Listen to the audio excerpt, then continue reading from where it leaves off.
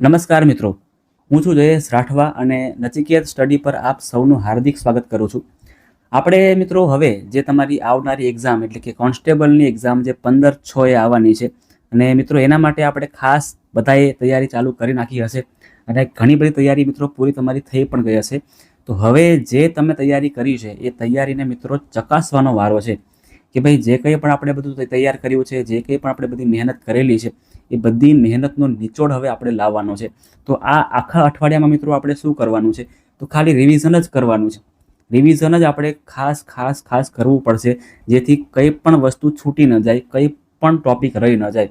એટલા માટે આપણે ખાસ વિડીયો બનાવી રહ્યા છે, જેમાં આપણે દરેક વિડીયોમાં અલગ અલગ ટોપિક્સને લઈ લીધેલા છે અને એ ટોપિક્સની આપણે ચર્ચા કરી રહ્યા છે. જેના માટે મિત્રો આપણે ઇઝી પડે એટલા માટે 50 પ્રશ્નો અને પ્રશ્નોના સ્વરૂપમાં આપણે આ ટોપિક્સને આપેલા છે, એટલે કે પ્રશ્નો પણ સોલ્વ થાય અને ટોપિક્સ પણ આપણા ક્લિયર થતા જાય, એટલે કોઈ પણ ફેક્ટ્સ છે જે એ બાકી ન રહી જાય. બધી વસ્તુ આપણે આમાં સમાવી લીધેલી છે. ક્લિયર છે? જેમાં મિત્રો સૌથી પહેલો જે આપણો વિડીયો છે, આપણો જે પહેલો વિડીયો છે આ બંધારણનો સૌથી પહેલો વિડીયો, જેમાં આપણે ચર્ચા કરવાની છે બંધારણનું એ જે અંગ છે એ છે આમુખ.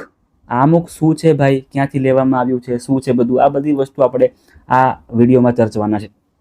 ચાલો, સૌથી પહેલો પ્રશ્ન તમને દેખાઈ રહ્યો છે, આમુખ કયા દસ્તાવેજનો ભાગ છે? બરાબર છે, આમુખ સાહેબ કયા દસ્તાવેજનો ભાગ છે?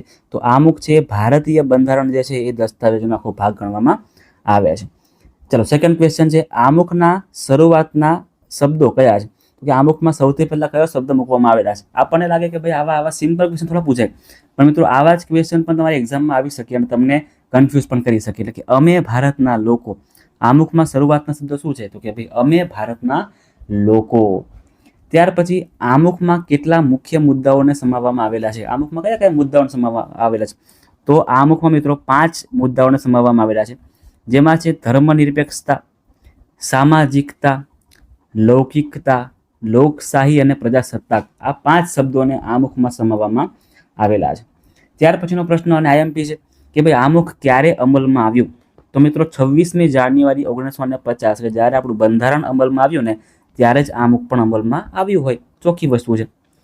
ત્યાર પછીનો પ્રશ્ન છે, કયા કેસમાં આમુખના મૂલ્યને, એના કાનૂની મૂલ્યને સ્વીકારવામાં આવ્યું? એ તો કયો કેસ થયો કે જેના કારણે આમુખનું કાનૂની મૂલ્ય છે એને આપણે સ્વીકાર્યું?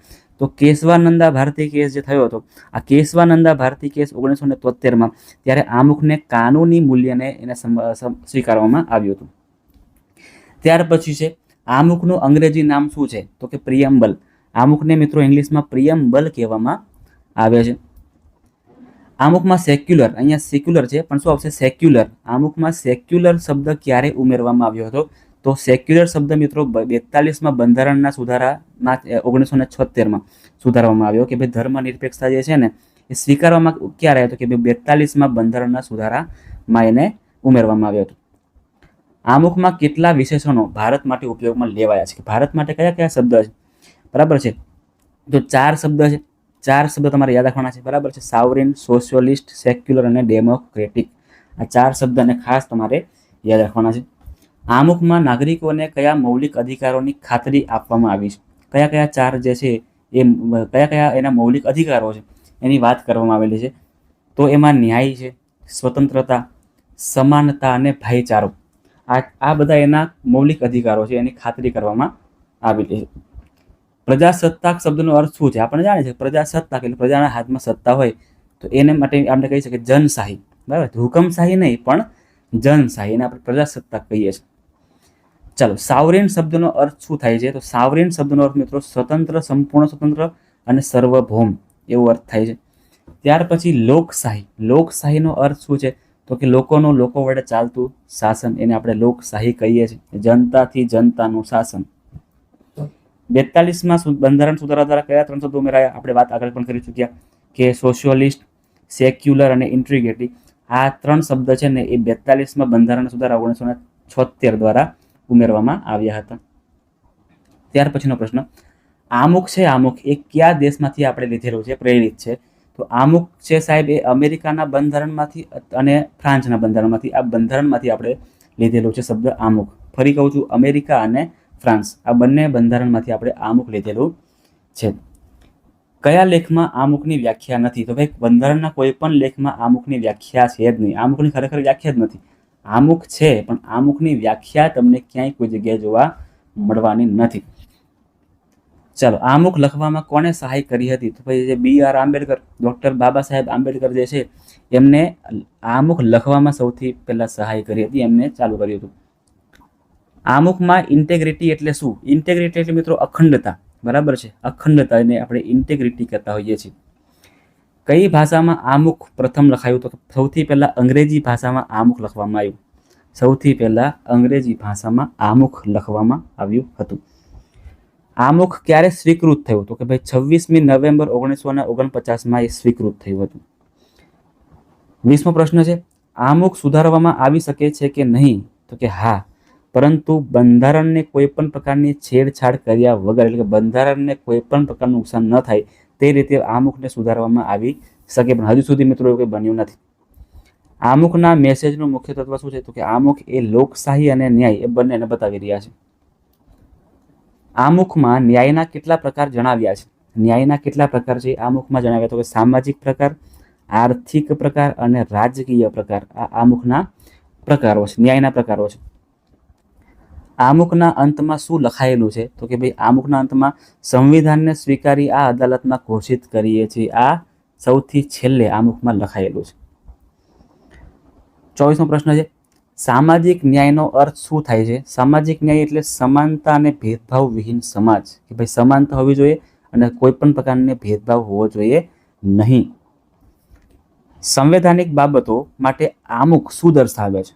બરાબર, સંવૈધાનિક બાબતો હોય એના માટે આમુખ તો કે દિશા પણ બતાવે અને ઉદ્દેશ્યો પણ બતાવે.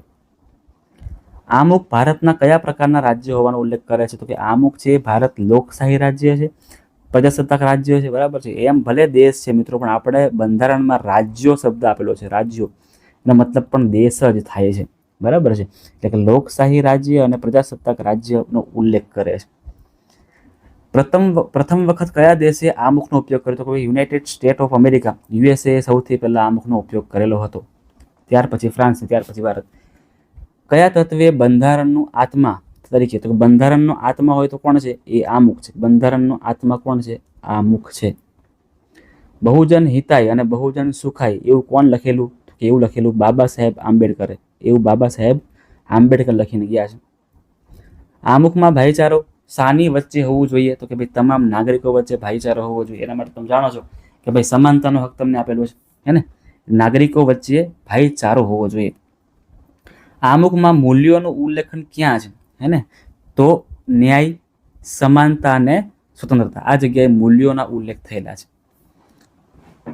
સાવરીનનો મતલબ શું? તો કે કોઈ અન્ય દેશથી આજીવન મુક્ત, કોઈ અન્ય દેશમાંથી આજીવન મુક્ત થતું હોય ને એને સાવરીન કહેવામાં આવે છે.